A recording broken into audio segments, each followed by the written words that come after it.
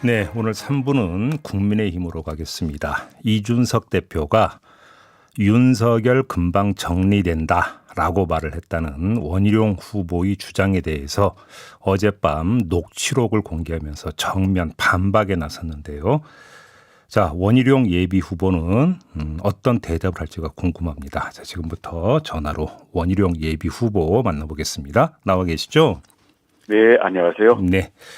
어젯밤 11시 20분경에 이준석 대표가 후보님과의 통화 내용 녹취록을 공개를 했습니다. 혹시 보셨습니까? 네, 봤습니다. 예, 일단 좀 궁금한 게요. 네, 공개된 내용이 통화 내용 전체입니까? 아니면 일부분입니까? 아주 일부죠. 그리고 그것도 녹취가 예. 인공지능을 통해서 그런지 예. 좀 부정확한 부분들이 있습니다. 아, 그래요? 예, 좀 그러면 좀 이 문제가 좀 쟁점이니까 하나하나 좀 여쭤볼게요. 일단 그 네. 통화가 언제 이루어졌던 거예요? 그 시점이? 8월 10일이 맞네요. 저는 통화 일시가 우리 전화해 보면 기록되잖아요. 그렇죠. 그것만 보고 제가 급히 물어보길래 8월 12일이라고 얘기를 했었는데 예. 다시 차분히 확인해 보니까 8월 10날이 맞습니다. 8월 10날. 그러면 네, 그때 8월 10. 통화는 어떻게 네. 되죠? 후보님이 그 이준석 대표한테 전화를 걸었던 겁니까? 제가 전화를 걸었죠. 예, 통화 이유가 뭐였어요? 당시에 경선준비위원회에서 네. 많은 이 쟁점 사항들이 얘기가 되고 있었는데 이 서병수 경준위 위원장하고 얘기를 하는 게 이 반응이 영 시원치가 않았습니다. 아, 예, 예. 그래서 예. 당 대표에게 저의 의견도 얘기하고 그다음 여러 가지 당 대표가 우리 당을 운영하는 것과 관련해서 이 당원들이 걱정하고 또 제가 보면서 느끼는 점들에 대해서 조언 겸 또 저의 의견을 전달하는 그런 차원에서 전화를 했었습니다. 그래서 이제 지금 그 후보님 말씀은 이제 통화 내용이 극히 일부만 공개됐다고 하니까 그럼 여쭤보겠는데요. 네. 그때 그러면 대화의 전반적 기조, 그러니까 후보님의 그런 문제 제기 내지 걱정에 대해서 이준석 대표의 답변 기조는 어떤 거였습니까? 그럼 그때? 나름대로는 해명 내지는 반박 이런 성격들이 좀 많았습니다. 아, 그래서 그랬어요? 저는 저대로 예를 들어서 당대표는 경선에 너무 아이디어를 내거나 관여를 하면 안 된다. 공정성 시비가 붙고 최후의 보루로서 남아 있어야 된다. 이런 얘기를 주로 했는데요. 그 부분에 대해서 인정을 잘 안 하더라고요. 아하. 그래서 얘기가 좀 길어졌었고 그 얘기 끝에 이제 대투쟁을 안 한다는 것 때문에 당원들이 지금 부글부글 하고 있다. 그리고 당 대표는 당을 대표하는 거기 때문에 거기에 대해서는 일단 앞장서야 되지 않느냐. 그러니까 이런 부분에 대해서는 대투쟁을 영원히 안 할 건 아니지만 지금 시점에서는 할 생각이 없다.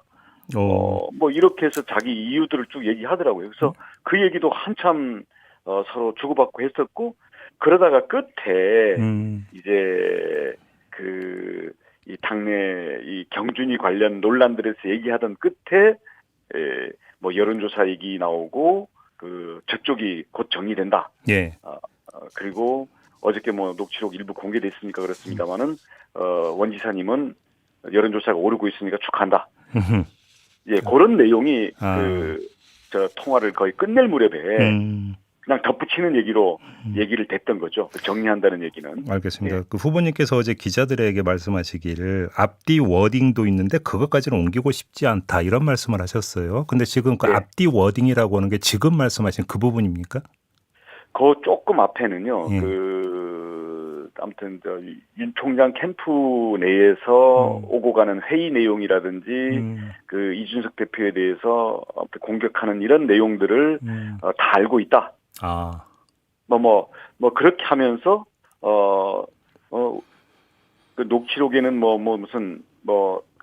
부정확하던데 아무튼 제 기억으로는 당 대표 나도 여론조사를 여의도 연구소를 통해서 다 하고 있는데 제가 듣기로는 윤 총장 여론조사가 많이 좀 떨어지고 있다. 아, 지지율이 떨어지고 있다. 예. 그 얘기를 하고서는 이제 제 기억으로는 그래요. 저거. 예. 저거 곧 정리됩니다. 저거. 그렇게. 하고 예. 그다음 조금 뭐 그렇게 해서 이제 이야기를 전환한다고 저보고는 축하합니다. 재산이 많이 오르고 있어요. 이런 얘기를 했기 때문에 아, 저는 이게 무슨 갈등 얘기를 하다가 갈등을 어떻게 정리할 거냐 이런 얘기가 아니라 여론조사가 윤 캠프에서 이준석에 대해 이 대표에 대해서 워낙 그 내부 회의 내용이나 이런 안 좋은 이야기들을 자기가 보고를 다 많이 받고 있고 예. 거기에다가 여의도 여론조사도 급격히 떨어지는 이게 다 알고 있기 때문에 아무튼 저거는 곧 정리된다. 그래서 저는 당연히 그 저거라는 것은 당연히 예, 알겠습니다. 얘기하는 걸로 받아들인 거죠. 제가 지금 예. 녹취록 보니까 이제 지금 저희하고 여의도 연구원 내부 조사하고 안 하겠습니까? 이제 요 대목이 그게 이제 저희라고. 그러니까 이게 여론조사를 뜻하는 거고요. 내부조사라고 하는 게. 그렇습니다. 그래서 바로 이어서 저거 곧 정리됩니다. 지금 이 대목이 나오는데 여기서 저거라고 하는 것을 윤석열 후보로 이제 이해를 했다. 이제 이런 말씀이신 거잖아요. 그렇죠. 예. 근데 여기서 한번 좀 상식적으로 한번 이런 질문을 드려보고 싶은 게 저거라고 하는 그 표현은 보통 사물에 쓰는 표현이고요. 사람에 대해서는 극히 비하할 때나 쓰는 표현이거든요. 저거라고 하는 표현은. 그때 당시 그 내용의 그 뉘앙스를 보면요. 네. 지금은 어저께 제가 긴급 기자회견을 한다 그러니까 몇 분 뒤에 바로 그냥 클로바 노트에 있는 인공지능 녹취를 바로 공개를 했어요. 근데 인공지능 녹취라는 거 나중에 보시면 아시겠지만 예. 우선 대화 내용도 워낙 오역 부분도 많고요. 단어 자체가 틀린 부분도 많고. 네네네. 그다음 거기에 뜸을 들였다가 얘기하는 거라든지 아니면 그 말에 실려 있는 감정이라든지 어투라든지 아까 말씀하신 것처럼 굉장히 뭐 사물에 쓰고 뭐 이런 것 때문에 글자만 보면 그런 식으로 자꾸 이성적으로 생각하게 되는데요. 예. 그 대화의 전체 흐름이나 물론 그렇죠. 표현되는 감정이나 뉘앙스 이런 걸 보면요. 그거는 갈등이 정리된다라는 얘기로 그건 받아들일 수가 없어요. 왜냐하면 윤 캠프가 얼마나 이준석 대표에 대해서 나쁘게 이야기하고 있는지, 그리고 거기에 대해서 한참 감정과 거기에 대한 이 분노한 감정이 한참 표현이 되다가 저거 정리됩니다. 그렇기 때문에, 저로서는 당연히, 그리고 그 뒤에 바로 여론조사를 얘기를 했잖아요. 그 바로 앞에. 그렇죠. 예. 바로 이어서는 저보고는 축하한다. 예. 이런 얘기까지 했기 때문에, 이거 후보들에 대해서 이거 오르고 내리는 이거를 대표가 일일이 쳐다보고 있다가 거기에 대해서 자기 감정을 싣고 있구나. 이거는 당대표가 너무 불공정하다. 그래서 이거 큰일 났다. 이렇게 생각을 한 거죠. 알겠습니다. 아무튼 지금 조금 전에 잠깐 언급을 해 주셨는데 클로바 노트라고 하는 걸 이용해서 녹취록을 푼 다음에 이제 그걸 그대로 지금 꼭 어제 밤에 공개를 한 거잖아요. 그러면 지금 후보님이 지금 이해하시기에는 이준석 대표가 뭔가 쫓겨갖고 급하게 지금 이걸 녹취록을 공개를 했다 이렇게 지금 파악하고 계시는 겁니까? 그건 저로서는 그렇게 보고 있고요. 네. 뭐 이따가 9시 기자회견에서 이 분명한 이 진실과 뭐 지금 이준석 대표는 이걸 무슨 해석의 여지가 있는 걸로 이제 몰고 가기 위해서 이제 그렇게 공개를 한 것 같아요. 과연 그런 건지, 과연 그런 건지, 그러니까 그런 점에 대해서는 이준석 대표는 어저께 긴급 기자회견 한다고 그러니까 몇 분 뒤에 그냥 부랴부랴 이제 올리면서 나름대로는 이 녹취록으로 어떤 의미를 유도하려고 하는 그런 의도가 있었다고 보는 거죠. 알겠습니다. 조금 전에 지금 후보님께서 말씀하신 대로 그냥 정리가 되어 있는 글자만 가지고는 대화의 그때 어떤 분위기나 뉘앙스나 느낌을 다 알 수는 없는 거 아니겠습니까? 저희 같은 사람들은. 엉뚱하게 유도될 수도 있죠. 그러니까 이제 결국은 직접 대화를 하셨던 후보님이 파악한 내용이 이제 가장 궁금한 건데 본질적인 문제는 이준석 대표가 바라보는 윤석열 후보잖아요, 사실은. 그걸 어떻게 느끼신 거예요? 저는 뭐 대화에 없었던 내용을 지금 이 자리에서 일일이 말씀드리고 싶지는 않고요. 이 대화가 왜 이렇게 세상에 공개되게 됐냐에 대해서 사실은 저도 참 이게 송구스럽기도 하고 이렇게 되는데 이게 발단이 뭐냐면 다른 그 언론사에서 그 토론회 2번 하면 버티지 못한다, 윤 총장이. 그 얘기를 했다는 그, 네, 예, 그 얘기가 있어서, 정체불명의 소문이 그러니까 돌고 있다라는 보도가 있었었죠, 그때. 예, 뭐 저는 뭐 거기에 대해서 파악하고 있는 건 있습니다만은, 아, 그래서 있습니까? 그럼 그게 정체불명이 아니라는 말씀이십니까? 정체불명이 아니죠. 저는 그 뭐 소문도. 어느 신문에 어느 기자고 어떤 경과가 있었는지까지도 그 직접 들었기 때문에 정확하게 알고 있는데요. 그럼 근데 그것도 이준석 대표가 분명히 그렇게 이야기를 했다라는 말씀이신 거죠? 그렇습니다. 그래서 자, 그렇게까지 얘기하는데 이거 큰일 난 거 아니냐, 네. 그러면서 예. 이 우리 당 주변과 언론 쪽에서 저에 대해서도 이 취재가 들어왔었기 때문에 이게 결국은 저는 거짓말을 할 수는 없기 때문에 네. 이게 결국 불거지게 된 거거든요. 네. 알겠습니다. 그러면 이렇게 여쭤볼게요. 지금 이준석 대표의 이런 태도나 행보가 경선 관리에 상당히 심각한 문제를 노출시킬 수도 있다. 이렇게 좀 강하게 우려하시는 거죠, 정리라면. 저희가 제기하는 문제의 핵심이 그겁니다. 네. 제가 우리 이준석 당대표하고 통화했던 이유도 네. 뭐 이것저것 무슨 정보를 얻으려는 게 아니라 당대표가 왜 경선에 대해서 자꾸 아이디어 내고 당대표의 아이디어가 상당히 주입돼 있는 특정 인물을 선관위원장으로 밀고 가려고 자꾸 밀어붙이냐. 큰일 난다. 그렇게 하지 말아라. 그거 안 해도 당대표가 해야 될 일은 대여추대행도 있고 경선이 어떻게든 그 결과가 나오면 그걸 멋있게 끌어안고 당을 화합시켜야 될 최후의 보루인데 왜 자꾸 이 대여투쟁과 전체를 아우를 그 최후의 보루로서의 역할에 대해서는 무겁게 생각하지 안 하고 자꾸 아이디어를 내고 뭐 합당 문제니 주자들에 대해서 일일이 비난하고 폄하하고 그렇게 하느냐, 그렇게 하지 말아라. 근데 그것을 설득하기 위해서 뭐 어저께 녹취한 그 기록을 보니까 한 18분 정도 얘기했던데요. 18분 내내 그 내용을 절반은 항의하고 절반은 설득하고 이런 통화였던 거죠. 지금 후보님께서 대표의 아이디어가 주입된 사람이라고 표현을 하셨는데요. 그게 이제 아마 이제 서병수 위원장을 언급하신 그렇습니다. 것 같은데, 근데 서병수 경선준비위원장은 어제 최고위원 회의 참석을 해서 어떤 말을 했냐면 경준이가 공정하지 않다는 원희룡 후보에게 사과를 요구를 했거든요. 어떤 답을 주시겠습니까? 아이고, 그건 거꾸로 된 얘기고요. 예.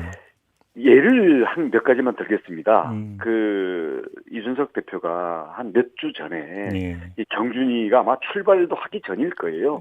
그때 이번은 뭐 토론 매트를 뭐 조를 짜서 뭐 복식조로 뭐 4인조로 다양한 방식으로 뭐 토론을 할 겁니다. 그렇게 되면 뭐 이런 것도 있고 저런 것도 있고 하면서 한참 그 설명한 그런 언급들이 있었어요. 그래서 제가 왜 당대표가 저런 거를 그 언급을 하나. 왜냐하면 거기에 대해서 유불리를 후보들 같은 경우는 다 느낄 텐데 그런 점들을 대표가 뭐 조용히 경선 준비위원들한테 뭐 아이디어를 전달하고 이런 건 모르겠지만 공개리에 그런 부분을 자기가 얼마나 아이디어가 많고 그 흥행을 기획하고 있는지를 뭐 이미 언론에다가 다 얘기를 했기 때문에 근데 그런 내용들을 선관위의 서병수 위원장이 저희들 만나서 상견할 때 그대로 다 반복해서 얘기를 하더라고요. 그분이 그렇게 아이디어가 있는 분이 아니거든요. 잘 아시겠지만. 그래서 이거는 그러니까 저런 경선 아이디어뿐만 아니라 뭐 여론조사를 몇 %로 하고 컷오프를 몇 명으로 하고 이런 부분들도 그건 이준석 대표가 먼저 경준이 있기 전에 다 언론에다 얘기한 다음에 경준이가 그걸 그대로 다 반복하고 그 다음에 후보의 의견을 취합하라. 왜 우리 의견을 취합하지 않냐라고 물어서 제가 서병수 위원장 면담도 요구해서 만났었어요. 전화도 했고. 근데 전혀 후보들의 이야기를 받아들이거나 들을 생각조차가 별로 없더라고요. 근데 후보들의 의견 취합도 안 하고 그리고 의견을 제기하면 그냥 귀 흘려 들으면서 그 이미 경준이 내에서 누가 결정했는지 모르는 사항을 일방적으로 발표를 계속하는 거예요. 제가 서병수 위원장하고 이야기를 하면 다음 날 그 제가 이 제기했던 것을 거꾸로 그냥 못 박는 식으로 기정사실화는 발표를 하고 알겠습니다. 이준석 대표랑도 통화를 하니까 그 다음 날인가 오히려 그 경선 일정과 규칙까지 다 발표를 해버리더라고요. 그래서 알겠습니다. 조언을 하고 경고를 해도 그냥 흘려듣고 무시하고 있구나.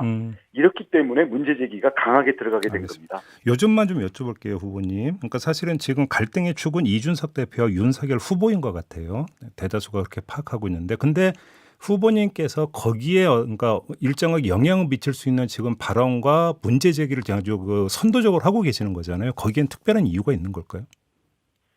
제가 말씀드린 것처럼 경선에 당대표가 직접 아이디어를 내고 후보가 아이디어를 낸 부분이 특정인에 의해서 그냥 대변이 되고 있다고 한다면 현재 예를 들어서 그 이준석 당대표에 대해서는 과거에 했던 발언 등과 관련해 가지고 네. 어떤 시나리오를 갖고 있지 않냐 아니면 좀 누구 편을 들 생각을 갖고 있지 않냐라는 의혹이 예. 당 안팎에 파다하게 있는데 이것을 당대표가 적극적으로 해소를 하지 않은 상태거든요. 쉽게 하면 유승민 후보 말씀하시는 거죠?